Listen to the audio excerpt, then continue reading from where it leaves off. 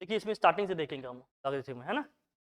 देखिए दो तरह के फंक्शन होते हैं, एक होता है लॉगरिथमिक, एक क्या है आपका एक्सपोनेंशियल फंक्शन।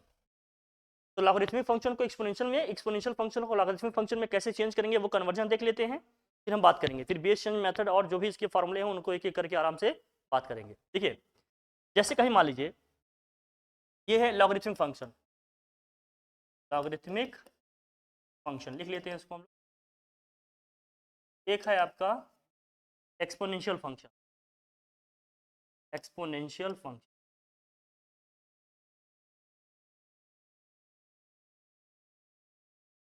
Exponential function. अब देखिए लॉगरिथमिक फंक्शन एक्सपोनेंशियल फंक्शन में क्या डिफरेंसेस है, इसको कैसे लिखते हैं, क्या फॉर्म होता है, ये समझ लो। लॉगरिथमिक फंक्शन का मतलब जैसे मान लो कहीं आपने लिखा है log ऑफ x, बेस में आपने लिखा है y इक्वल टू जेड, ये है आपका लॉगरिथमिक फंक्शन। ये x है, ये y है, ये है, इस x को बोलते हैं मेंटिसा, ये y आपका बेस है, ये इसकी क्या है z वैल्यू है। ये लॉगरिथमिक फॉर्म है। एक्सपोनेंशियल फॉर्म इसका क्या बनेगा, जब हम इसको एक्सपोनेंशियल फॉर्म में लिखेंगे ना, तो यहाँ जो इसकी वैल्यू लिखी है कौन सी, ये z इसकी वैल्यू है, ये y की पावर में जाएगा, इसको लिखेंगे तो क्या हो जाएगा, y to the power z equal to क्या आ जाएगा x। अब यहाँ पर जो x मेंटिसा लिखा है ये एक्सपोनेंशियल फॉर्म में लिखेंगे तो बेस की पावर ये वैल्यू होगी और इस मेंटिसा की इक्वल हो जाएगा, ये इसकी वैल्यू इक्वल होगी। एक एग्जांपल से इसको समझते हैं, जैसे फॉर एग्जांपल जैसे मान लीजिए कहीं लिखा है log ऑफ 1000 या 100, बेस में 10 इक्वल टू क्या लिखा है, 2 लिखा है। 100 बेस में क्या दिया है 10 इक्वल टू क्या दिया है वैल्यू इसकी। अब इसको एक्सपोनेंशियल टर्म में लिखना है तो कैसे लिखोगे, ये इसकी पावर हो जाएगी और ये इसके क्या होगा, इक्वल हो जाएगा। क्या हो जाएगा, 10 का स्क्वायर इक्वल टू क्या होता है 100 होता है ना दोस्त। हमेशा पावर हमेशा पॉजिटिव हो जरूरी नहीं, नेगेटिव भी हो सकता है। जैसे मान लो यहाँ ऐसे लिखा है, कभी ऐसे लिखा होगा log ऑफ 10 की पावर में माइनस में लिखा है, या मान लो 0.001 लिखा है, बेस में 10 लिखा है, इक्वल टू में क्या लिखा है माइनस के। अब इसको एक्सपोनेंशियल में टर्म में करेंगे तो ये इसकी क्या हो जाएगी, पावर हो जाएगी। तो 10 की पावर -3 की वैल्यू कितनी होगी 0.00। 10 की पावर -3 होने का मतलब 1/10 की पावर 3, 1/10 की पावर 3 का मतलब क्या हो गया 1000, मतलब 1 को अगर 1000 से डिवाइड करेंगे तो 0.001। ये लॉगरिथमिक फॉर्म है, ये क्या है आपका एक्सपोनेंशियल फॉर्म है, अगर ऐसे लिखना हो। ठीक है, ये बात क्लियर है, ये इसका बेस। अब देखिए लॉग ना दो तरह के होते हैं, एक होता है नेचुरल लॉगरिथम, एक होता है स्टैंडर्ड लॉगरिथम। अगर आप लॉग की बात कर रहे हो तो लॉगरिथम जो फंक्शंस होते हैं हमारे कितने तरह के होते हैं, दो तरह के होते हैं। लॉगरिथमिक फंक्शंस जो होते हैं ना दो तरह के होंगे, एक होगा नेचुरल, एक होगा स्टैंडर्ड। एक होगा नेचुरल लॉगरिथम, एक होगा क्या स्टैंडर्ड लॉगरिथम। एक होगा नेचुरल, क्या होता है आपका standard, standard logarithm. Natural logarithm में बेस में ई आता है हमेशा। नेचुरल लॉगरिथम का मतलब log ऑफ x बेस में ई लिखा है, वैल्यू कुछ भी है, मान लो y आ रही है सपोज, बेस में हमेशा यहाँ क्या लिखा होगा ई। स्टैंडर्ड लॉगरिथम में बेस में हमेशा क्या लिखा होगा 10 लिखा होगा, log ऑफ x बेस में 10 इक्वल टू क्या लिखा है, मान लो वैल्यू y आ रही है। नेचुरल लॉगरिथम में बेस में क्या लिखा होगा ई लिखा होगा, स्टैंडर्ड लॉगरिथम में बेस में हमेशा क्या लिखा होगा 10 होगा। बस यही है कॉन्सेप्ट, सारे वही चलेंगे लॉग के। अब ये होता है कि नेचुरल लॉगरिथम को अगर हमें स्टैंडर्ड लॉगरिथम में चेंज करना है तो क्या करना पड़ेगा, तो कुछ नहीं करना होता है। अगर इसको मुझे चेंज करना है किसमें, नेचुरल को स्टैंडर्ड लॉगरिथम में चेंज करना है, तो एक वैल्यू होती है जो होती है क्या आपकी 2.303 से हम क्या कर देंगे, इसको मल्टीप्लाई कर देंगे। 2.303 से इसको मल्टीप्लाई करेंगे तो यही चीज किसमें चला जाएगा आपका स्टैंडर्ड लॉगरिथम। यहाँ लिख दो आप 2.30, यही सेम वैल्यू आपकी बेस 10 में लिखी जाएगी। या स्टैंडर्ड फॉर्म में लिखा है, नेचुरल फॉर्म में लिखना पड़ेगा, 2.303 से क्या कर देना है अपने को डिवाइड कर देना, तो ये नेचुरल फॉर्म में चला जाएगा।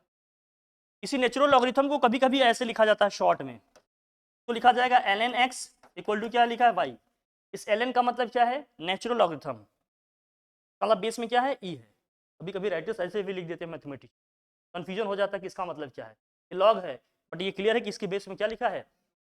ठीक है, कन्वर्जन इस तरह से स्टार्ट, छोटी छोटी बातें ध्यान में रखनी पड़ेगी आपको। ठीक, अब आ जाओ, जो इसकी लॉग की जो बेस होता है ना, ये जो बेस होता है, बेस, बेस के लिए कुछ इंपॉर्टेंट चीजें ध्यान में रखिएगा हमेशा। तो बेस है आपका लॉग का जो बेस है ना, ये बेस, ये बेस कभी भी आपका 1 नहीं हो सकता, ये 1 कभी नहीं हो सकता, बेस आपका 1 नहीं होना चाहिए, और बेस आपका नेगेटिव नहीं होना चाहिए। बेस नहीं होना चाहिए क्या नेगेटिव, 1 और नेगेटिव क्लियर है, ये ध्यान में रखिएगा। 1 से बड़ी हो सकती है, 1 से छोटा हो सकता है, जो भी होगा, लेकिन नेगेटिव क्या रहेगी बात। बेस के लिए थोड़ा सा आइडिया रखिए ना, ठीक। अब आ जाओ, अब इसकी हम बात करते हैं कि इसकी कुछ आइडेंटिटीज हैं, कुछ फॉर्मूले हैं, ध्यान में रखिएगा। जैसे इससे रिलेटेड, लॉग से रिलेटेड कुछ आइडेंटिटी हैं, तो ध्यान रखिएगा। जैसे पहला, फर्स्ट, जैसे लॉग ऑफ बेस और मेंटिसा अगर दोनों सेम हो जाएं, log of x base x दिया है, लॉग ऑफ ई बेस ई दिया है, या लॉग ऑफ क्या दिया है आपका, मान लीजिए वो भी है ए बेस ए दिया है, अगर मेंटिसा और बेस दोनों सेम हो जाते हैं तो लॉग की वैल्यू हमेशा कितनी आएगी, 1 आएगी, ठीक, कुछ भी हो हमेशा 1। लेकिन लॉग ऑफ 1 बेस 10 में ना, अगर हमने लिख दिया मान लो लॉग ऑफ 10 बेस 1, अगर बेस में 1 आ गया तो आंसर हमेशा क्या आएगा दोस्त, ये डिफाइन नहीं है, लॉग ऑफ 1 इसके लिए डिफाइन नहीं है, नॉट डिफाइन, नॉट, इसलिए हमने कहा बेस आपका 1 नहीं होना चाहिए, क्योंकि लॉग ऑफ 10 बेस अगर 1 लिखा है, लॉग ऑफ 10 बेस 1 अगर लिखा है, तो यहां कोई वैल्यू ऐसी नहीं आएगी कि 1 की पावर कुछ लिख दूं तो 10 मिल जाएगा, ऐसा कुछ नंबर मिलेगा क्या, कोई नंबर नहीं होगा। 1 की पावर चाहे कुछ भी कर लो, 10 आ सकता है क्या, नहीं आ सकता। इसलिए जब लॉग के बेस में 1 आ जाएगा ना, तो ये फंक्शन नॉट डिफाइन हो जाएगा, ये कहा जाता है बेस कभी 1 नहीं होना चाहिए। 10 की जगह कोई वेरिएबल आ जाएगा तो वो क्वेश्चन में आपको दिया रहेगा, लेकिन नंबर्स के साथ आप इसको 1 नहीं रख सकते। अब तुम जैसे ये समझना चाह रहे हो, देखो जरा को, जैसे इन्होंने कहा कि अगर कोई वेरिएबल लिखा है तो मान लीजिए एक्स बेसिस, तो जनरली लोग कह देते हैं कि नॉट डिफाइन, लेकिन मैं समझा दूं आपको, इसको कह देते हैं क्या है ये, नॉट डिफाइन। लेकिन समझो आप, अगर हमने आपके ऊपर को कॉन्सेप्ट ये बताया कि अगर मेंटिसा और बेस दोनों सेम हो जाए तो वैल्यू हमेशा क्या आ जाती है, तो जरा मुझे बताओ, अगर लॉग ऑफ 1 बेस 1 हो गया तो वैल्यू कितनी आएगी, 1 आ जाएगा। क्यों, क्योंकि 1 की पावर अब 1 होगा तो 1 आएगा कि नहीं, रिजल्ट आएगा, आएगा, हमेशा आएगा। लेकिन मेंटिसा 1 के अलावा अगर कुछ है तो जनरली कह दिया जाता क्या हुआ ये, नॉट डिफाइन। बात क्लियर है, और मेंटिसा तो हमेशा पॉजिटिव होना ही चाहिए, ये समझ ही रहे हो आप। क्लियर है, कोई दिक्कत वाली बात हो तो बताओ, हो जाएगा ये, ठीक है, डन।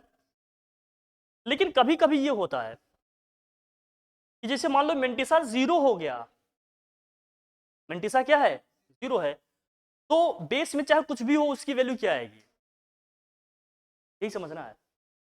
अगर मान लीजिए मेंटिसा आपका 0 हो गया, बेस हम चलो ठीक है नहीं कर रहे हैं, मेंटिसा अगर 0 हो गया तो मान लीजिए हमने कह दिया लॉग ऑफ 0, बेस में हमने कह दिया 10, तो अब ये वैल्यू कितने की इक्वल आएगी,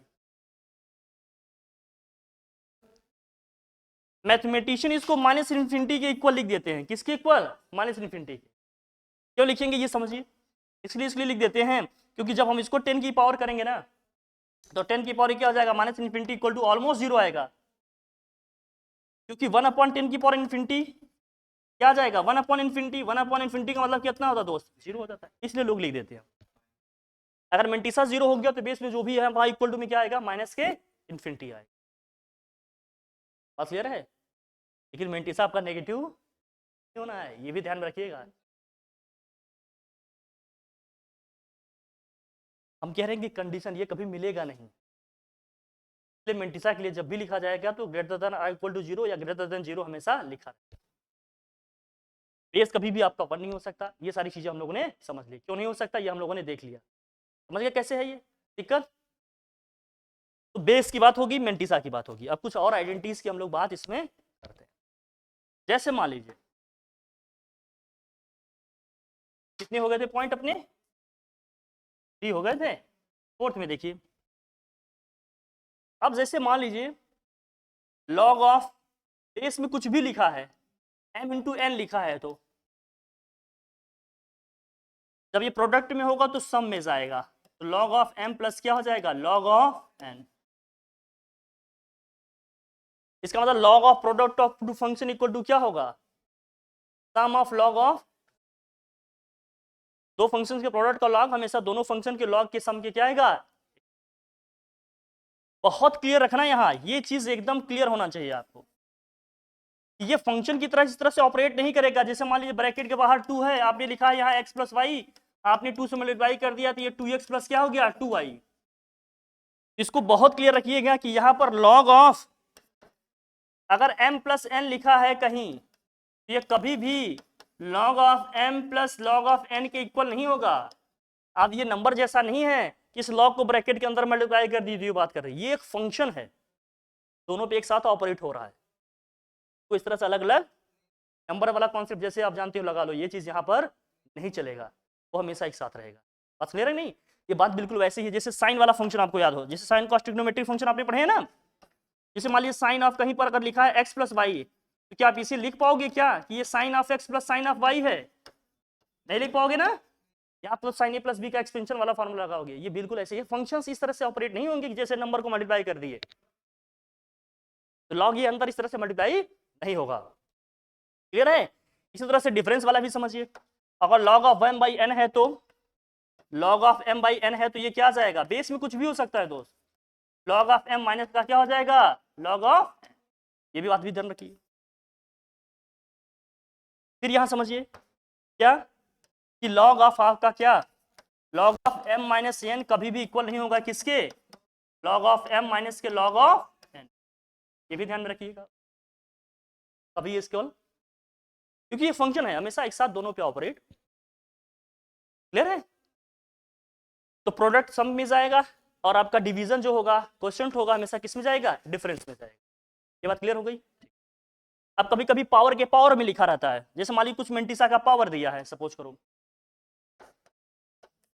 अब यहां दिया है log of m to the power क्या दिया है n दिया है, ये पावर हमेशा क्या होगा पहले आएगा, ये n log m हो जाएगा। n log क्या हो जाएगा, पावर कुछ भी हो सकता है, पॉजिटिव नेगेटिव कुछ भी हो सकता है, पावर लिखा है तो पावर हमेशा पहले आ जाएगा, या पहले जो लिखा है वो हमेशा किस में चला जाएगा, पावर में चला जाएगा। बात क्लियर है? तो कोई टेंशन वाली बात नहीं। ये हो गया 6 पॉइंट। 7th में देखिए जरा,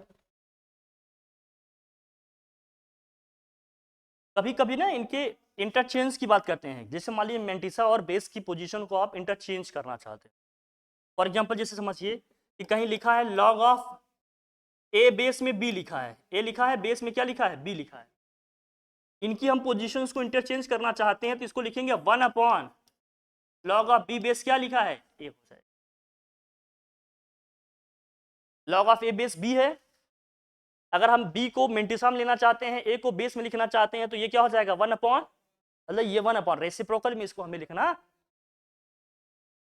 जैसे कहीं कहीं कंफ्यूजन हो जाता है आपको, कभी क्वेश्चन में दिया है कि log ऑफ 10 बेस 2 की वैल्यू निकालो, अब आपको लगता है यार हम तो बेस 10 में वैल्यू पढ़े हैं टेबल में, इसको कैसे निकाला जाए, कुछ नहीं करना है, क्या है ये 1 अपॉन log ऑफ 2 बेस क्या हो जाएगा ये 10 हो जाएगा। बेस 10 में तो आपने वैल्यू पढ़ी ही है, log 2 की वैल्यू कितनी होती है 0.3010, डिवाइड कर लेंगे जो आएगा वही हमारा क्या होगा सर हो जाएगा। कुछ वैल्यूज तो याद रखो हमेशा ही, जैसे हालांकि क्वेश्चन में दिया जाता है जब भी क्वेश्चन आएगा, देखिए याद रखो, जैसे log ऑफ 10 बेस 10 की वैल्यू कितनी होगी, ये तो 1 ही होगी, log ऑफ 1 बेस 10 की वैल्यू कितनी होगी दोस्त 0 होगी, और log ऑफ 2 बेस 10 की वैल्यू कितनी होगी 0.3010 होगी, log ऑफ 3 बेस 10 की वैल्यू कितनी होगी 0.477 होगी, log ऑफ 4 की वैल्यू करोगे 2 की स्क्वायर हो जाएगा। जैसे किसी ने पूछा log ऑफ 4 की वैल्यू निकालो, तो अब क्या करोगे, log ऑफ 4 का मतलब 2 का स्क्वायर हो जाएगा दोस्त, ये log ऑफ 4 का मतलब क्या हो गया 2 का स्क्वायर। अब हमने कहा log of m to the power n होगा तो क्या हो जाएगा n log m, 2 पहले आपका चलाएगा 2 log 2, और log 2 की वैल्यू तुम्हें पता है, यहां रखेंगे इसको मल्टीप्लाई कर देंगे log 4 की वैल्यू आ जाएगी। और टेंशन वाली बात तो है नहीं, आसानी से निकाल लोगे इसको, ठीक है क्लियर है। ऐसे कुछ वैल्यूज, और कुछ वैल्यूज हैं जैसे ध्यान रखो आप, फॉर एग्जाम्पल जैसे मान लीजिए आपसे पूछा गया log ऑफ 5 की वैल्यू बताओ, बेस में 10 है, अब तुम नहीं निकाल पा रहे हो, लेकिन कैसे करोगे, log ऑफ 10 को हम क्या लिख देंगे, log ऑफ 5 को क्या लिख देंगे 10/2, बेस में 10 है, यहाँ log of m by n का फॉर्मूला लगा देंगे, तो log of m minus log of, तो log ऑफ ये 10 हो जाएगा, माइनस का log ऑफ 2 बेस 10 हो जाएगा।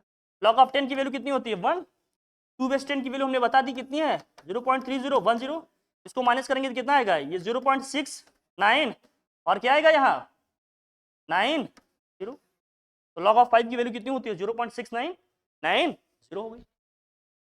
अब log ऑफ 6 की वैल्यू आपको निकालनी है, हालांकि क्वेश्चन में दिया जाएगा, नहीं दिया है तो आप क्या करोगे log ऑफ 6 को आप क्या लिख दोगे 2 इंटू, तो log of m into n का फॉर्मूला लगा दिया आपने, क्या हो जाएगा ये log of 2 plus log of value दी रहती नहीं दी रहेगी, तो इस तरह से इन्हीं 2-4 वैल्यूज को याद करके आप एडजस्ट करके वैल्यू सबकी निकाल सकते हैं। बात क्लियर हुई। अब जैसे मान ली कभी क्वेश्चन में दे दिया कि log ऑफ 100 की वैल्यू निकालो, बेस में 10 है, log ऑफ क्या दिया 100 की वैल्यू निकालो, तो क्या करिएगा 100 को 10 का स्क्वायर लिखिएगा, तो क्या होगा बेस में 10 है 100 को 10 का स्क्वायर लिखिएगा।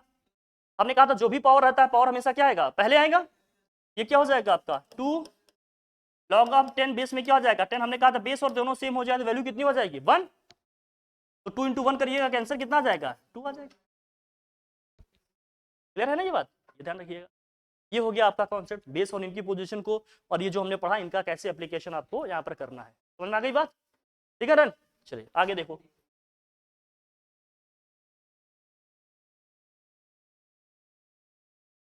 अब क्या होता है कि कभी कभी बेस में पावर दिया है, मान लीजिए log ऑफ यहाँ हमने लिख दिया, यहाँ हमने लिख दिया है a to the power b लिख दिया है, नीचे हमने लिख दिया है m to the power n, base में जो नंबर लिखा है उसकी भी कुछ पावर आपने लिखा है, बेस में जो नंबर लिखा है उसकी भी कुछ पावर लिखी है, तो ऊपर का जो पावर होगा वो तो ऊपर मल्टीप्लाई होगा, जो बेस का पावर होगा नीचे जाएगा, वो हमेशा क्या करेगा डिवाइड करेगा, तो ऊपर का जो पावर है b वो ऊपर जाएगा, नीचे जो बेस का पावर है हमेशा क्या आएगा नीचे आएगा, और log ऑफ क्या हो गया a बेस क्या बचा यहाँ a बचा, यहाँ क्या बचा m।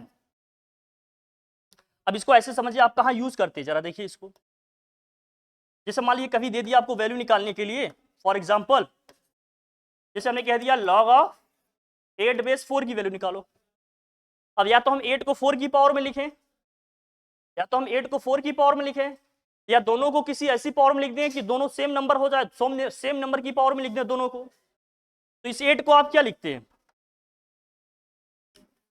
8 को हम लिख देते हैं क्या 2 का क्यूब, और 4 को लिख देते हैं 2 का स्क्वायर, दोनों का बेस सेम हो गया, ऊपर वाले का पावर 3 पहले आएगा मल्टीप्लाई हो जाएगा, नीचे वाले की पावर नीचे आएगा, भाई बेस की पावर जो होगा नीचे आएगा, ये क्या हो गया log ऑफ 2 बेस 2 ही तो बचा, और हमने कहा बेस और दोनों सेम हो जाए तो वैल्यू क्या हो जाएगी 1, तो आंसर हमारा कितना आ जाएगा 3/, यहाँ इसको यूज करेंगे इस तरह के क्वेश्चंस में, कभी कभी ऐसे भी दिया रहेगा, समझ में आई हमारी बात, ठीक है, नहीं तो फिर परेशानी में आ जाओगे दोस्त, ठीक है। अब इसका यूज कैसे रहेगा ये सारी चीजें ध्यान में रखिएगा, जहां जो क्वेश्चन मिलेगा उसको उसी तरह से करिए। अब जैसे कभी ऐसे मिल गया, अब log ऑफ यहाँ हमने लिख दिया 100, यहाँ लिख दिया 0.001 लिख दिया, आपने कहा इसकी वैल्यू बताओ, अब तुम परेशान हो, तो हम क्या करेंगे दोनों की 10 की पावर में पहले लिख लें, क्योंकि 10 सबका कॉमन बनेगा ना, ऊपर वाले को 10 की पावर में लिखेंगे तो क्या बनेगा ये log ऑफ 10 की पावर -3 बनेगा दोस्त, नीचे वाला 10 का क्या बनेगा स्क्वायर बनेगा, उसका पावर पहले आएगा तो -3 हो जाएगा, इसका पावर पहले आएगा तो डिवाइड हो जाएगा, दोनों में बचा 10, यहाँ भी बचा 10, बेस और दोनों सेम हो गए तो वैल्यू कितनी आ जाएगी 1, ये आंसर क्या आ जाएगा हमारा -3/2 आ जाएगा। ऐसे इसको क्या करना पड़ेगा एडजस्ट करना पड़ेगा, फिलहाल तो ये पावर का कॉन्सेप्ट हम लोग समझ लिए कैसे एडजस्ट, ठीक है। अगले आ जाओ,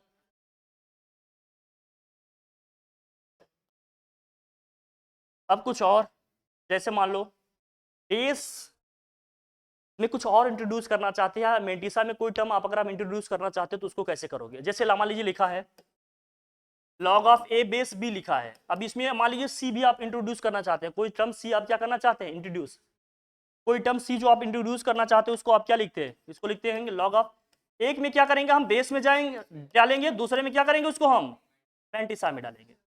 अगर कोई टर्म इंट्रोड्यूस करना है ब्रेक करना है इसको तो क्या करना है, एक को हम बेस में डालेंगे उसी सेम नंबर को, लेकिन ध्यान रखना ये सी ए और बी के बीच में होगा, जो सी होगा वो किसके बीच में होगा दोस्त ए और बी के बीच में ही होगा।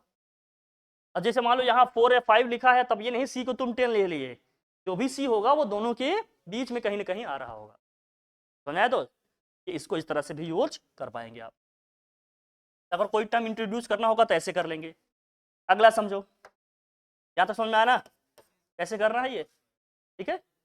अब कुछ और है चीजें, जैसे मान लो ई की पावर में कुछ लिखा है, तो जैसे log ऑफ x बेस ई लिखा है, क्योंकि एक्सपोनेंशियल फंक्शन लॉगरिथमिक फंक्शन एक दूसरे के क्या होते हैं, रेसिप्रोकल होते हैं, तो आंसर हमारा क्या जाएगा, केवल ये फंक्शन आ जाएगा, x आ जाएगा। अब ये जरूरी नहीं है कि ई ही हो, कुछ भी हो, जैसे मान लो यहाँ a लिखा है, log of x base e लिखा है, तो आंसर हमारा क्या जाएगा, x आ जाएगा। अब कहीं ऐसे लिखा होगा 10 log ऑफ x बेस में क्या लिखा है 10, तो आंसर हमारा क्या जाएगा, x आ जाएगा। कभी ऐसे भी हो सकता है, यहाँ लिखा है 3, यहाँ लिखा है 2, यहाँ लिखा है तुम्हारा क्या x, अब यहाँ बेस में लिखा है 3, अब आंसर क्या लिखिएगा, पहले इसको कोफिशिएंट फ्री बनाएंगे, ये कोफिशिएंट x की पावर में जाएगा, क्या हो जाएगा एक्स स्क्वायर, ये हो जाएगा 3 की पावर log ऑफ ये एक्स स्क्वायर बेस में 3। अब ने कहा बेस और ये दोनों चीज सेम हो, एक्सपोनेंट वाला टर्म ये दोनों सेम हो, तो आंसर हमारा यही फंक्शन आ जाएगा। ये फंक्शन क्या है तुम्हारा एक्स स्क्वायर ही इसका क्या हो जाएगा, समझ में आ गई, ठीक है। तो ऐसे लॉगरिथमिक वाले फंक्शंस को क्या करना है, तुम्हें डील करना है।